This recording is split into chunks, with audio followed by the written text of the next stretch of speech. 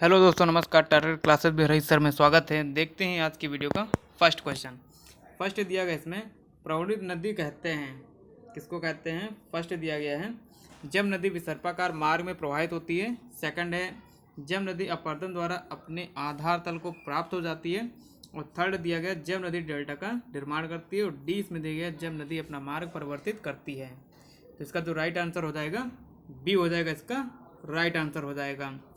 यानी जब नदी अपरदन द्वारा अपने आधार तल को प्राप्त हो जाती है तो उसे जो प्रवणित नदी कहते हैं। और नदी का आधार तल जो वक्र के रूप में होता है, जब नदी के आधार तल में ऋणात्मक परिवर्तन होता है तो नदी में जो है अन्वेषमेष आ जाता है।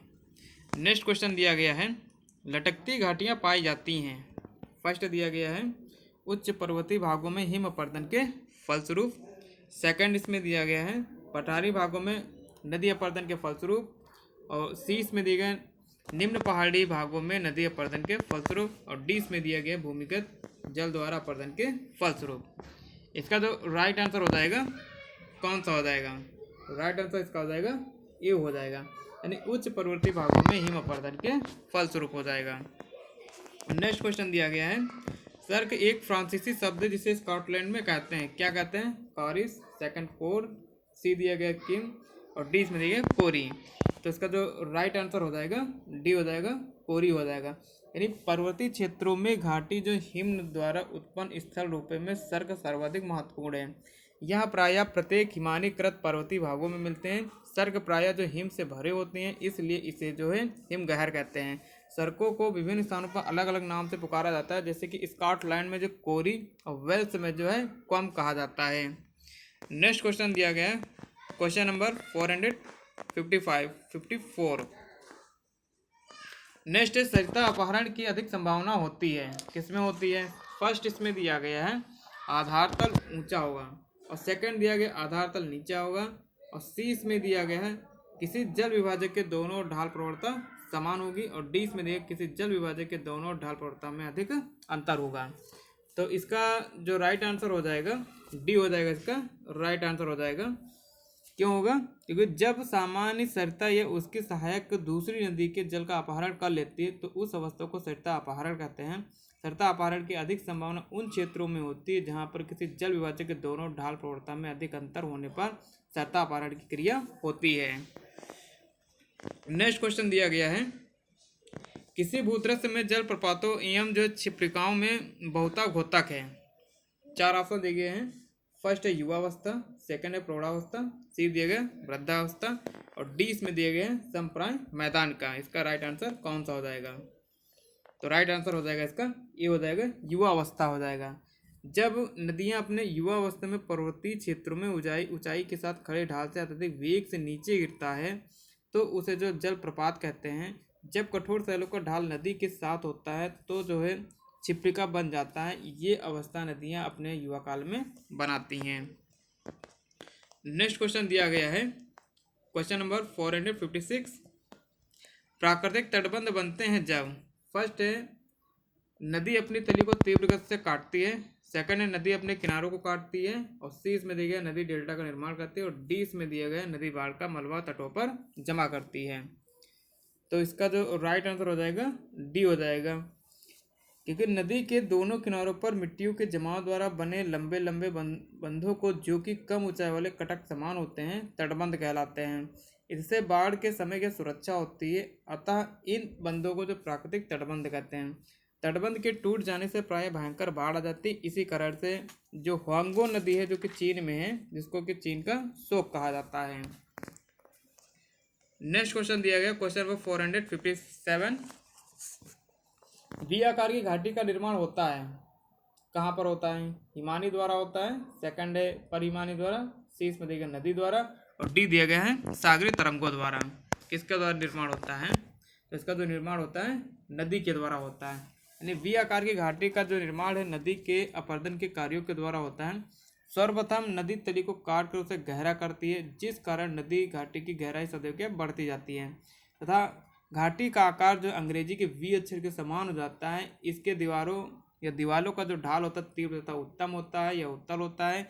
यह नदी के युवावस्था में देखने को मिलता है। नेक्स्ट क्वेश्चन दिया गया है, क्वेश्चन नंबर 458। नदी अपरदन चक्र के किस चरण में जो मोनाडनाक दिखाई देता है? फर्स्ट है प्रारंभिक अवस्था, सेकंड युवा अवस्था, थर्ड दिया गया प्रौढ़ावस्था और डी इसमें दिया गया वृद्धावस्था। तो इसका जो राइट आंसर हो जाएगा डी हो जाएगा, वृद्धावस्था हो जाएगा। यानी वृद्धावस्था में नदी जो अपरदन कार्य अत्यंत ही न्यून हो जाता है एवं नदी अपरदन क्षमता समाप्त हो जाती है तथा इस समय क्षैतिज अपरदन तथा निक्षेप दोनों मिलकर संप्राय मैदान का निर्माण करते हैं। प्रतिरोधी शैलों के भाग जो अपरदन अवशेषक के रूप में या अवशेष के रूप में जो यंत्र तंत्र प्रतिरोधी चट्टानों के अवशेष टीलों के रूप में मौजूद रहते हैं, जिन्हें जो है मोना जो है डनाक कहते हैं। नेक्स्ट क्वेश्चन दिया गया है, क्वेश्चन नंबर 459। निम्नलिखित में से कौन पवन के अपरदनात्मक कार्य द्वारा निर्मित स्थलाकृति नहीं है? फर्स्ट दिया गया है पाउनोड मैदान, सेकंड दिया गया है इंसेलबर्ग और सी में दिया छत्रक शिला और डी में दिया गया यार्डंग। तो इसका जो राइट आंसर हो जाएगा ये हो जाएगा इसका राइट आंसर, पाउनोड हो जाएगा मैदान। नेक्स्ट क्वेश्चन दिया गया है, निम्नलिखित में से कौन हिमनद के अपरदनात्मक कार्य द्वारा निर्मित स्थलाकृति नहीं है? इसका राइट आंसर कौन सा हो जाएगा? Question number 460। इसका राइट आंसर हो जाएगा ए हो जाएगा, ब्रमलिन हो जाएगा। नेक्स्ट क्वेश्चन दिया गया है, क्वेश्चन नंबर 461। निम्नलिखित में से कौन विशिष्ट वर्ग से संबंधित नहीं है? फर्स्ट दिया गया जलोढ़ पंख, सेकंड दिया गया प्राकृतिक तटबंध, सी दिया गया बाढ़ निर्मित मैदान और डी में दिया गया नदी विसर्प। तो इसका जो राइट आंसर हो जाएगा डी हो जाएगा, नदी विसर्प हो जाएगा, इसका राइट आंसर हो जाएगा। नेक्स्ट क्वेश्चन दिया गया है, जुते हुए खेतों में मूसलाधार वर्षा द्वारा किए गए अपरदन की क्रिया को कहते हैं, क्या कहते हैं? तो इसको जो कहते हैं जलीय क्रिया कहते हैं। इसका राइट आंसर हो जाएगा ए हो जाएगा। नेक्स्ट क्वेश्चन दिया गया है, क्वेश्चन नदी अपरदन की किस अवस्था का भूरूप है? फर्स्ट है युवावस्था, सेकंड प्रौढ़ावस्था, सी दिया गया वृद्धावस्था और डी इसमें देगा इनमें से कोई नहीं। क्वेश्चन नंबर 463, राइट आंसर इसका हो जाएगा ए हो जाएगा, यानी युवावस्था हो जाएगा। क्वेश्चन नदी अपरदन की युवावस्था में बनती है। इस अवस्था में नदी तीव्र बहाव के कारण मुलायम शैलों को काट देती है और कठोर शैलें क्या बची रहती है जो क्वेश्चन का निर्माण करती हैं। नेक्स्ट क्वेश्चन दिया गया है, निम्नलिखित में वायु द्वारा निर्मित जो है निपेक्षणात्मक भूस्वरूप को जो है अभिज्ञापित कीजिए। इसका राइट आंसर कौन सा हो जाएगा? सी हो जाएगा, प्लाया हो जाएगा। प्लाया जो होता है यानी पवन के निश्चितात्मक क्रिया द्वारा निर्मित होता है। रेगिस्तानी भागों में पर्वतों से घिरी बेसिन को जो बाल्सन कहा जाता है, चारों तरफ से छोटी छोटी नदियां मिलकर बांचल में आती हैं, कुछ रास्ते में सूख जाती हैं और जल सूखते ही ये झीलें क्या समाप्त हो जाती है, जिसके कारण बाल्सन की जो तली होती है यानी सिल्ट एवं नमक के निक्षेप से ऊंची हो जाती है, जिसे क्या कहते हैं? प्लाया कहते हैं। नेक्स्ट क्वेश्चन दिया गया है, निम्नलिखित में से कौन सा रूप जो हिमानीकृत भू रूप नहीं है? कौन सा नहीं है? चार ऑप्शन दिए गए हैं। इसका राइट आंसर हो जाएगा सी हो जाएगा, हिमविदर हो जाएगा। नेक्स्ट क्वेश्चन दिया गया है, नील नदी का डेल्टा किस प्रकार का है? तो इसका जो आकार है वो चापाकार डेल्टा के आकार का है। यानी चापाकार डेल्टा निर्माण उस समय होता है जबकि नदी की मुख्य धारा द्वारा पदार्थों का निक्षेप बीच में अधिक हो, ताकि बीच का भाग निकला रहे एवं किनारों के भाग क्या सक्रिय रूप में होता है। जैसे कि नील नदी हो गई, गंगा नदी हो गई, राइन नदी हो गई, इराविन नदी हो गई, नाइजर नदी है के प्रमुख जो चापाकार डेल्टा के ये उदाहरण दिए गए हैं। नेक्स्ट क्वेश्चन दिया गया है, विभ्रंश घाटी में प्रवाहित होकर होने वाली नदी है, कौन सी है? Question number 463। तो इसका राइट आंसर हो जाएगा सी हो जाएगा, जॉर्डन नदी हो जाएगा। क्यों होगा? देखिए, क्योंकि विभ्रंश घाटी में बहने वाली नदी जो जॉर्डन नदी है और ब्रह्मपुत्र नदी एवं यांग नदी द्वारा स्वनिर्मित नदी घाटियों में बहती है। नेक्स्ट क्वेश्चन दिया गया, क्वेश्चन नंबर 468। कौन सा एक कास्टर स्थलाकृति का निक्षेपात्मक स्थल रूप है? कौन सा हो जाएगा इसका राइट आंसर? चार ऑप्शन दिए गए हैं। इसका राइट आंसर हो जाएगा ये हो जाएगा, ट्रेवटाइन हो जाएगा। नेक्स्ट क्वेश्चन दिया गया है, निम्नलिखित में से कौन सा पंजा डेल्टा का उदाहरण है? तो इसका जो राइट आंसर हो जाएगा बी हो जाएगा, मिसिसिपी डेल्टा हो जाएगा। यानी पंजा का डेल्टा का निर्माण जो उन बारीक कड़ों से होता है जो जल के साथ जो घोल के रूप में मिले रहते हैं, जिनमें चूने की मात्रा अधिक होती है तथा इनका आकार पक्षियों के पैरों के समान होता है और इनका सर्वोत्तम उदाहरण जो है मिसिसिपी नदी का डेल्टा है।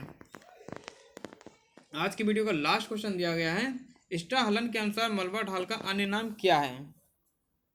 लास्ट क्वेश्चन है, तो इसका जो राइट आंसर हो जाएगा डी हो जाएगा, प्रसुप्ता ढाल हो जाएगा। धन्यवाद।